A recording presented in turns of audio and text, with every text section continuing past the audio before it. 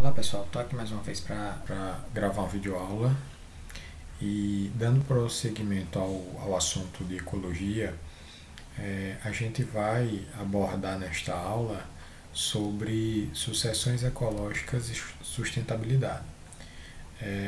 Nas aulas anteriores a gente falou um pouquinho sobre a introdução à ecologia, sobre relações alimentares e sobre relações ecológicas. E aqui a gente vai ver sucessões ecológicas e sustentabilidade e, ainda nessa aula, desequilíbrios ecológicos. Biociclos e ciclos biogeoquímicos a gente vai deixar para um outro momento, ok? Então, a gente estudou anteriormente sobre populações. Agora a gente vai incluir aqui várias populações e como é que essas relações interagem.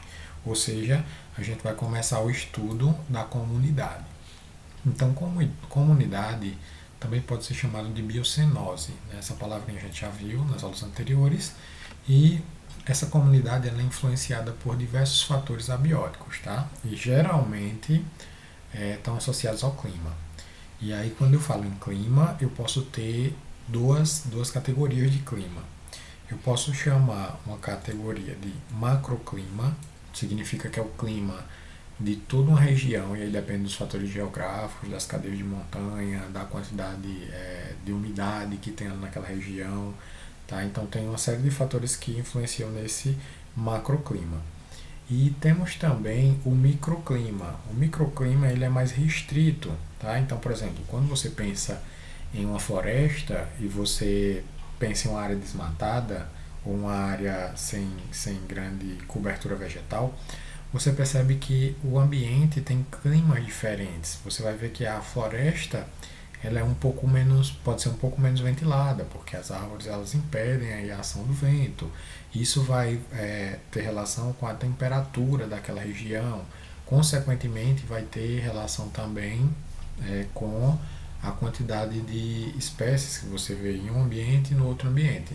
Então, sempre que eu falar de uma área pequena, que depende de fatores biológicos e está muito associado à vegetação, eu estou falando de microclima. Se eu falar em um aspecto mais amplo, eu estou falando de macroclima, ok? Aqui dá para a gente ver, por exemplo, uma zona de ecótono. Uma zona de ecótono, você observa que as condições climáticas dessa região elas vão ser diferentes das condições climáticas desta aqui. Às vezes a diferença é muito discreta, mas a gente pode sim estabelecer diferenças. Então, por exemplo, essa espécie aqui de formação, que é o campo, né, ele é muito mais desmatado, ele não tem uma cobertura vegetal. E aí esse descampado ele vai influenciar, por exemplo, é muito comum as noites serem extremamente frias em regiões assim, justamente porque a ação do vento ela é maior aqui do que no interior das florestas que tem grande cobertura vegetal. Dentre as características de uma comunidade, a gente pode traçar como uma das mais importantes a diversidade. Tá? Então, diversidade é é a mesma coisa dizer variedade de espécies. Tá? Então, tanto espécies animais quanto espécies vegetais. Quando a gente olha para um mapa, é comum a gente ver que a maioria das espécies, ou a maior variedade de espécies, ela é encontrada em climas quentes e úmidos. E normalmente esses climas quentes e úmidos, eles ficam próximo à linha do Equador. Então, se você pegar a região, o globo terrestre, você vai ver que próximo à linha do Equador, você tem uma diversidade de fauna e flora muito maior que, por exemplo, nos polos do planeta. É comum determinado ecossistema possuir suas próprias comunidades, tá? E aí essa comunidade ela tem espécies características. Então, por exemplo, quando a gente lembra do Brasil, né, a gente tem a onça, né? A onça pintada ela é uma espécie característica aqui do Pantanal. Já quando a gente pensa em savana, a gente tem também suas espécies características, né? Então, se você for ver a questão da savana, a gente tem leopardos, leões, tem girafas, tem as hienas, tem zebras. Então, todas essas espécies são características da savana, né? Você não vai encontrar algumas dessas espécies em outros tipos de ambiente, né? Você não vai, por exemplo, achar uma zebra em uma floresta tropical, porque ela é característica dessa região de savana. Falaremos também sobre sucessão ecológica.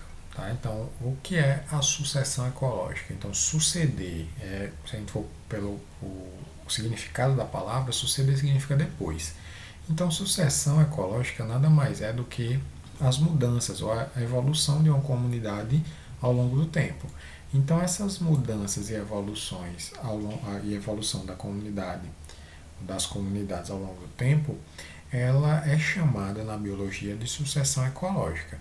Ela pode ser de duas formas. Ela pode ser classificada como uma sucessão primária, e essa sucessão primária acontece quando uma determinada área ela nunca foi habitada, tá? E aí ela começa a ser habitada gradativamente por espécies. E a gente tem também a sucessão secundária. E aí na sucessão secundária é justamente quando a área já era habitada, mas por algum motivo os seres que viviam ali sumiram. E aí deu origem, né, uma sucessão secundária. Vejam aqui a sucessão primária. Na sucessão primária não havia vida antes, tá? E aí começou a surgir. Onde é que isso acontece? Por exemplo, quando uma ilha vulcânica, né, as ilhas podem ser formadas a partir da lava vulcânica. Então, quando essas ilhas são formadas, a rocha, a lava, ela solidifica e se transforma em rocha, e aí aquela rocha nunca teve início de vida. E aí a vida começa a surgir, né, a ser trazida para aquele ambiente, tá? Começa primeiro com as pequenas formas de vida, com musgos, depois começa com gramíneas, até surgirem ecossistemas mais complexos ali naquela região.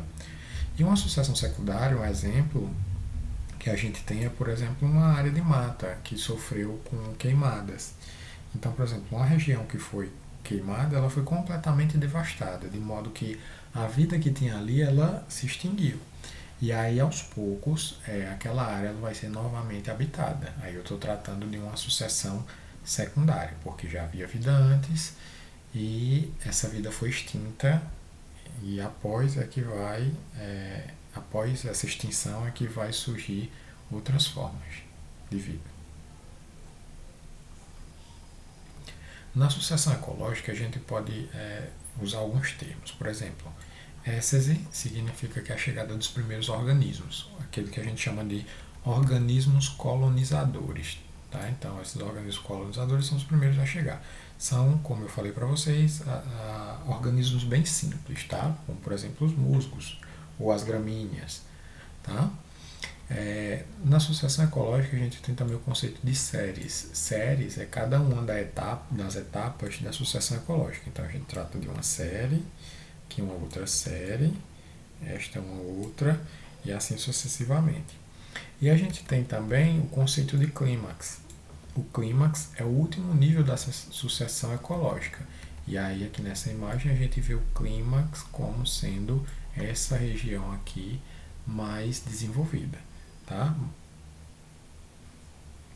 Na sucessão ecológica a gente tem uma série de características que vão mudando ao longo do tempo. Então perceba que quando a gente fala em sucessão ecológica a gente determina um intervalo de tempo. Então aqui nessa imagem a gente observa uma sucessão ecológica secundária. Por quê? Se você for olhar aqui a imagem, eu tenho aqui floresta primária. Então já existia uma floresta. Depois aconteceu um processo de desmatamento nessa série aqui. E aí começou a se recuperar com estágio inicial, estágio intermediário e estágio avançado.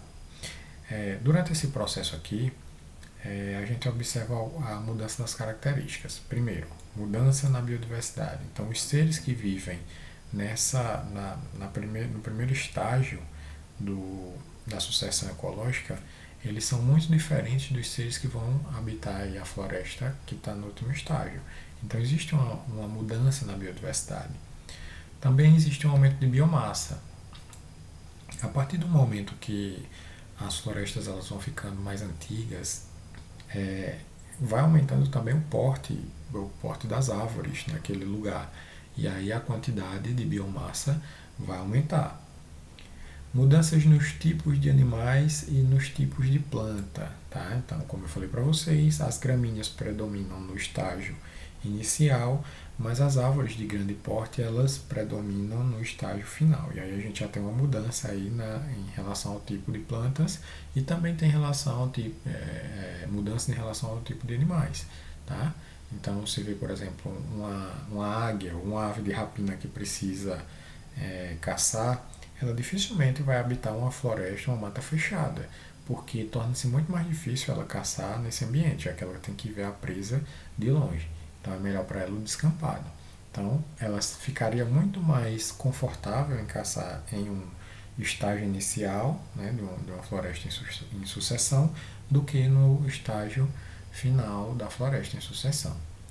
A gente tem também nessa alteração aí da floresta, né, nessa sucessão ecológica, a gente tem o aumento da estabilidade das comunidades. Então, quanto mais avançado é o estágio, melhor as espécies elas se adaptam ali e conseguem sobreviver de maneira mais fácil. Então, se você provocar a derrubada de árvores em uma floresta no estágio inicial, é muito mais difícil essa floresta se recuperar do que você provocar abrir um clarão em uma floresta em estágio avançado. Por quê? Porque a floresta em estágio avançado ela já tem uma estabilidade muito grande, então ela vai se recuperar de maneira mais fácil, mais rápida, enquanto que no estágio inicial essa estabilidade das comunidades, isso tratando de plantas e de animais, ela é mais frágil. A gente tem também uma característica importante, é a diminuição da produtividade líquida. Então, a gente vai falar um pouquinho sobre a produtividade, tá? E aí, quando a gente fala em produtividade, a gente está tratando aí da produção de biomassa. Essa produção de biomassa, que é a matéria orgânica, ela acontece a partir da nossa fonte de energia, que é o Sol.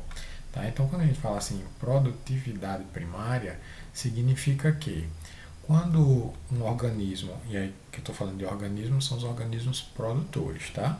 Os organismos produtores, eles captam, os fotossintetizantes captam a luz do Sol. Estima-se, tá? Isso aqui é apenas para exemplificar, esses números podem variar bastante. Então, estima-se que 50% da energia do que o Sol envia para a Terra não chegue por vários motivos, pode ser nuvens, partículas suspensas no ar que atrapalham essa luz de chegar até as plantas, então enfim, 50% chega, desses 50%, 25% é refletido, tá? E aí refletido pela planta, ela não consegue captar. 20% estima-se que é dispersado pela planta, certo? Ou seja, ela também não consegue captar. E 5% é o que a planta consegue captar. Esse 5% que a planta consegue assimilar, ela é chamada de produtividade ou produção primária bruta, tá? Desses 5%, a gente tem, claro, a planta tem suas necessidades metabólicas. Ela tem a questão da respiração para manter a energia do vegetal, né, para desenvolver flores, frutos, crescer, enfim, para todas as suas atividades. Então significa que dessa produção primária bruta eu tenho um gasto com metabolismo. E aí eu coloquei aqui a título de exemplo, vamos supor que dos 5% que a planta conseguiu de energia, 2,5% ela gaste com o metabolismo. Sobrou os outros 2,5%. Os outros 2,5% que sobrou, trata-se da produção primária líquida. E aí essa produção primária líquida, ela nada mais é do que a produção primária bruta menos a quantidade de energia que a planta gastou com o metabolismo. Okay? E aí o que sobra é o que a gente trata como produção primária líquida. Tá?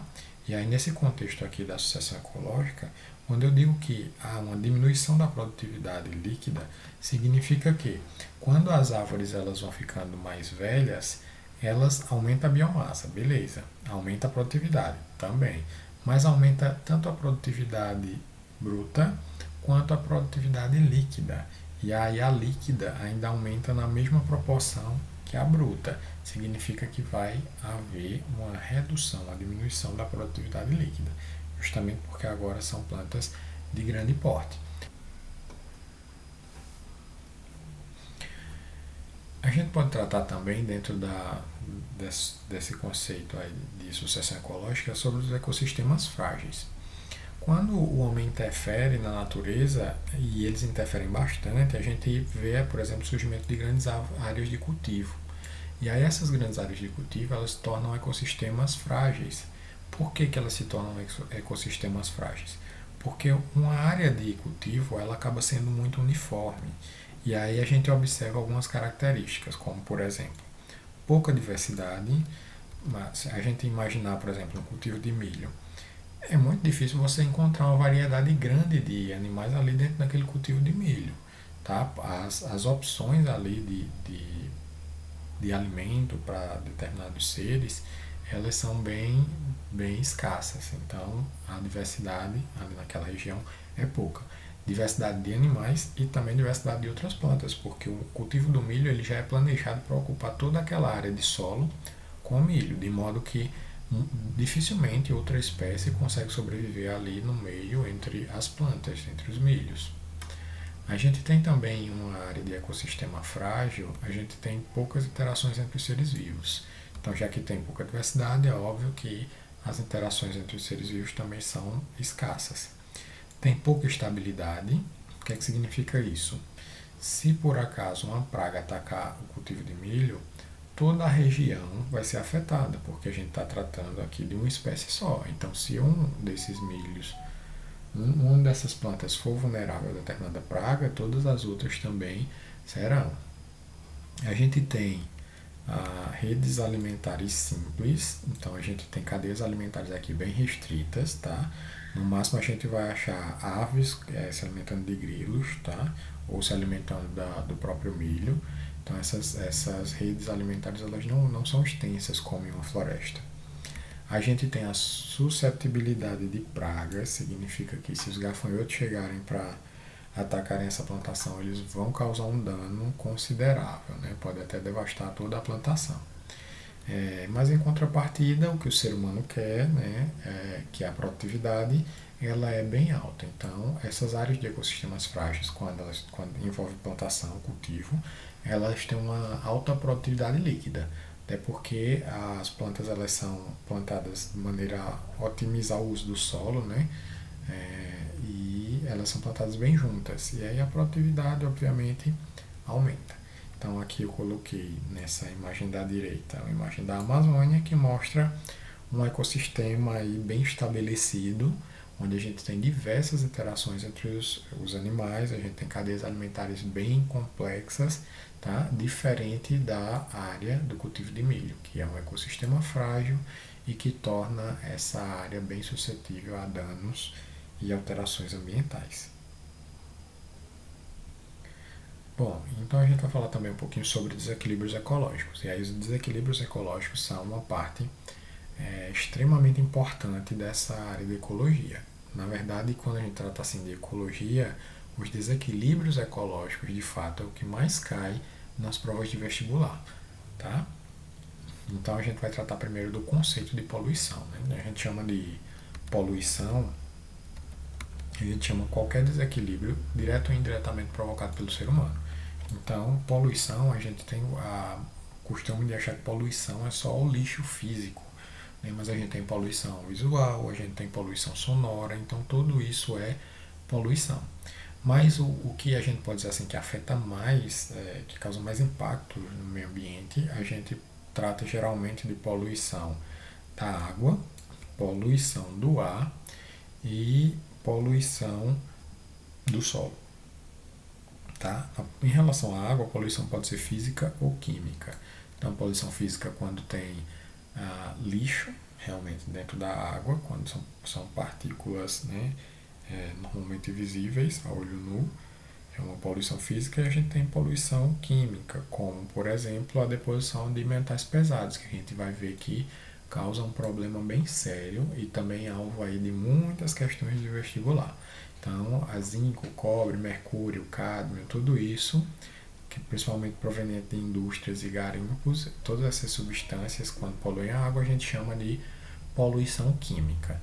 Tá? Então, coloquei aqui a imagem que mostra uma poluição física do solo, contendo diversos materiais, né, sólidos dentro das fontes de água, e a gente tem aqui a imagem de um garimpo, onde também é possível observar formas de poluição, só que nesse caso poluição química, tá? Decorrente aí do uso de substâncias químicas para separar os metais, tá? Ou as pedras que estão sendo garimpadas.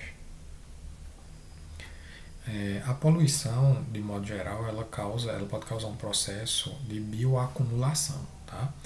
Ou também, e aí guardem esse nome, também pode ser chamado de magnificação trófica, tá? Bioacumulação ou magnificação trófica.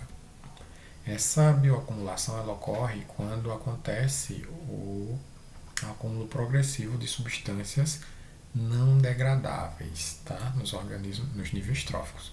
Significa que quando o organismo ele capta determinadas substâncias, essas substâncias não saem mais do corpo deles, tá? Ele pode suar, pode urinar, pode defecar, tá? Pode, enfim, pode realizar a atividade metabólica dele, que essas substâncias elas ficam depositadas nesse organismo. Então, é o que acontece normalmente com o mercúrio. Né? O mercúrio ele é um metal altamente tóxico. E aí o mercúrio, ele, quando ele acumula nos organismos, se for no ser humano, ele pode atingir o cérebro, o fígado e os rins. Pode causar envenenamento grave e pode causar a morte. Tá? Então, uma pequena quantidade de mercúrio já seria suficiente para causar danos bem sérios ao ser humano, tanto ao ser humano quanto em outros animais. Mas é óbvio que a saúde do ser humano ela acaba sendo priorizada, né, em detrimento dos outros. Então, a gente destaca essa questão de danos nos seres humanos. Então, veja só como acontece a bioacumulação. Veja esse esquema abaixo. A gente tem aqui o caramujo, ou caracol, tá? O caramujo, ele come a planta e a planta é quem absorve primeiramente essa quantidade de metais pesados. Então, quando a planta absorve esse metal pesado e o caramujo come a planta, o caramujo ele capta um pouco desse metal pesado. E aí a cadeia alimentar ela continua. A gente tem peixes pequenos que vão predar esses caramujos. Os peixes pequenos, eles vão se alimentar não só de um caramujo, mas eles vão se alimentar de vários caramujos. E aí eles vão concentrar, esses peixes pequenos vão concentrar boa parte do metal pesado que está distribuído naqueles caramujos. Esse peixe, por sua vez, vai ser predado por um peixe maior. E o peixe maior não se alimenta apenas de um desses peixes menores. E aí, à medida que ele for consumindo esses peixes, ele também vai consumindo e acumulando os metais pesados, tá? Ou mercúrio, como mercúrio, por exemplo. E aí o peixe maior vai se alimentar do menor e assim a cadeia vai seguindo. De modo que, se vocês observarem, a quantidade de metal pesado no primeiro nível trófico é muito menor do que a quantidade de metal pesado no último nível trófico. Significa que o último nível trófico, tá? Ele sempre vai acumular mais metal pesado. Ou seja, a bioacumulação ela vai ser maior no último nível trófico. Então, por exemplo, se um homem se alimentasse desse peixe, o homem estaria pegando uma quantidade muito maior de metal pesado do que, por exemplo, o caramujo lá do começo da cadeia alimentar. Ok? Então, fiquem atentos a esse fato. Certo? A bioacumulação ela é muito maior no último nível da cadeia UT alimentar.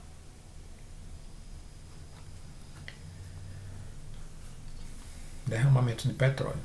O petróleo a gente sabe que ele é utilizado como combustível, né? E talvez esse seja o principal uso do petróleo. Mas a gente tem também produtos derivados do petróleo, como por exemplo plásticos, solventes de tinta e óleos lubrificantes. Então todos esses produtos eles são derivados do petróleo. Então quando a gente usa, por exemplo, uma sacola plástica, a gente tem que levar em conta que aquela sacola plástica ali ela foi feita a partir do petróleo. Quando a gente trata do petróleo, ele é um problema sério, principalmente além da poluição que ele gera posterior a partir dos produtos que são fabricados dele. A gente tem também a questão dos derramamentos, e a gente já teve durante a história diversos derramamentos de petróleo que foram realmente grandes tragédias para o meio ambiente. O derramamento de petróleo a gente chama normalmente de maré negra. Então, o nome é bem apropriado, e essa maré negra, esse derramamento de petróleo, ele tem algumas ações, né, no meio ambiente. Então, primeiro, ele forma uma camada que impede a entrada no ambiente de luz no ambiente aquático. Então, quando você imagina o petróleo em cima, na parte superior da água, a gente observa que aquela região de petróleo ela impede a passagem da luz. Se ela impede a passagem da luz, ela vai causar a morte da vegetação marinha naquela área e vai causar a morte do fitoplâncton, porque ambos dependem do processo de fotossíntese para sobreviver. Então a gente já vai ter ali uma perca, né? Além disso, se você perde a base da cadeia alimentar, né, vegetação e o fitoplâncton, os peixes vão acabar morrendo de fome. E todos os outros animais que dependem dos peixes também vão acabar morrendo de fome. Então, quando esse derramamento de petróleo é muito sério, ele abrange uma área muito grande, diversas espécies estão envolvidas e diversas espécies morrem, inclusive as aves. Algumas aves elas precisam pescar, elas precisam mergulhar em busca de peixes. E aí a ave acaba mergulhando na água contaminada, né, cheia de petróleo. Esse petróleo gruda nas penas e aí a ave acaba morrendo em decorrência disso. Acaba muitas vezes até se afogando por conta do peso, né, da densidade do petróleo nas suas asas. Maré vermelha. A maré vermelha ela acontece devido ao aumento exagerado de algumas microalgas. A maré vermelha, quando a gente trata da maré vermelha, é importante destacar que nem sempre ela é vermelha, tá? Então é um nome genérico. A gente usa maré vermelha porque as mais comuns, né, são essas maré vermelha, mas ela pode ter outras colorações. Pode ser azulada, esverdeada, tá, amarronzada, enfim. Nesse caso da maré vermelha, ele não tem influência do homem, né? Por incrível que pareça, tem uma coisa que o homem não consegue aí. É um dano ambiental, causa um dano ambiental, mas que o homem não está associado. Geralmente a gente coloca a culpa sempre na ação antrópica, né, no ser humano. As algas na maré vermelha liberam uma substância tóxica, e essa substância tóxica ela acarreta a morte dos peixes e de outros animais daquela região. Então as algas são essas aqui que eu coloquei na imagem, são algas dinoflageladas.